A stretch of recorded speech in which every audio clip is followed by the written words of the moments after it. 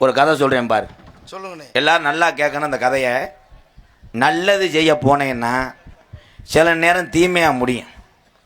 Japan நாட்டிலிருந்து ஒரு அதிபர் தமிழ்நாட்டை சுற்றி பார்க்க வந்திருக்கார்.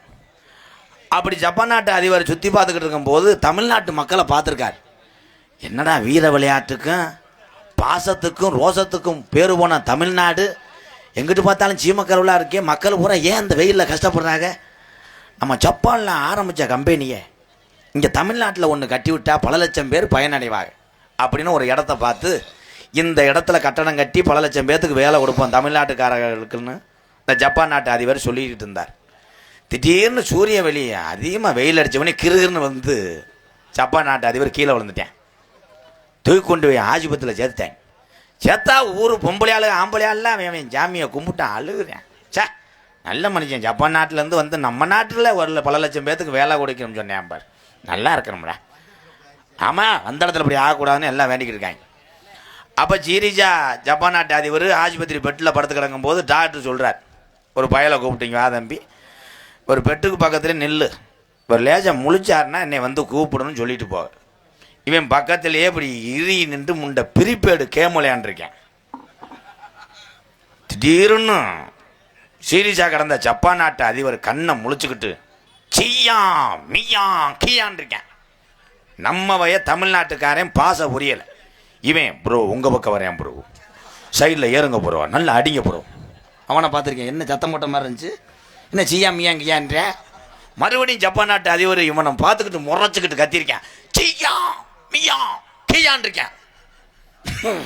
அடா பொழைச்சிக்கிட்டானே, பொழைச்சிக்கிட்டேன், நீங்கள் வாங்க போகிறோம் நம்ம விளையாடுவோம் கிரிச்சு. கடைசியாக ஜப்பான் நாட்டு அதிபர் சீயா மீயா கியான்டா செத்து போனேன்.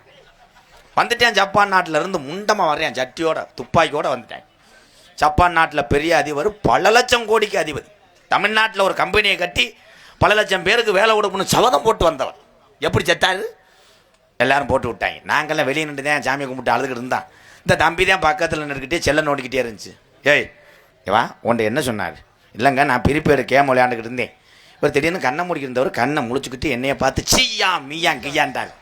மறுபடியும் முக்கிக்கிட்டு சீயா மீயா கியாண்டார். கடைசியா சீயா மீயாங்க ஜோலி முடிஞ்சு போச்சு. கொண்டது நீ தாண்டா வண்டியில் ஏறாட்டேன். இதில் என்னென்னா, ஜப்பான் நாட்டு அதிபருக்கு இந்த மூச்சு விடுற டீப்பு வாயில் வச்சு அந்த டீப்பை பெட்டு கீழே தரையில் விட்டுருந்துருக்காங்க. டீப்பை, மூச்சு விடுற டீப்பை, அது மேலே ஏறிட்டு பிரிப்பீடு விளையாண்டுருக்கேன். அவன் நாட்டு பாசியில் ஜப்பான் நாட்டு அதிபர் சொல்லியிருக்கேன், சியா மீயா கியா, மூச்சு விட முடியலடா, டீப்புலேருந்து காலை ஏறான்னு அர்த்தம். நம்ம முண்டை பயலுக்கு தமிழை தவிர ஒன்றும் தெரியல. மறுபடியும் அவனுக்கு திணறிச்சு அதிபருக்கு, சியா மியா கியா, காலை எறா முண்டை மூச்சு விடப்படா. மறுபடியும் சியா ஐயோ கொண்டே விட்டான். அதனாலதான் நல்லது செய்ய போனா சில நேரம் தீமையா முடிஞ்சிடும். சியா மியா கியா.